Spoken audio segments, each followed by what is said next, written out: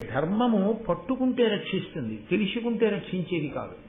అందుకే ధర్మాన్ని ఎప్పుడూ దేనితో పోలుస్తారంటే కర్రతో పోలుస్తారు, లేదా గొడుగుతో పోలుస్తారు. నా ఇంట్లో గొడుగు ఉందండి అని నేను వానలోనో ఎండలోనో వెళ్ళాను అనుకోండి, అప్పుడు ఆ గొడుగు వచ్చి నన్ను నేను రక్షించదు. ఆ గొడుగు నేను పట్టుకుని వెడుతుండగా ఎండ వస్తే నేను వేసుకున్నాను అనుకోండి, అప్పుడు నన్ను గొడుగు రక్షిస్తుంది. ధర్మో రక్షతి రక్షిత అంటే ధర్మమును రక్షిస్తే మిమ్మల్ని రక్షిస్తుంది అంటే మీరు కొత్తగా ధర్మాన్ని రక్షించడం ఏముండదు. రక్షించుట అంటే పూనికతో పట్టుకొనుట.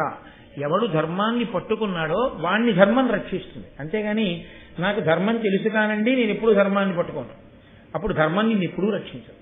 ఇంట్లో కర్ర ఉంది, వీధిలోకి నువ్వు కర్ర లేకుండా వచ్చావు, కుక్క నిన్ను కరిచింది, మీ ఇంట్లో కర్ర లేచి వచ్చి కుక్కని కొట్టదు. ఆ కర్ర నీ చేతిలో ఉంటే కుక్క నీ జోలికి రాదు. ధర్మము ఎవరు పట్టుకుంటారో ఎవరు అనుష్ఠిస్తారో వాళ్ళనే ధర్మము రక్ష చేస్తుంది. అందుకే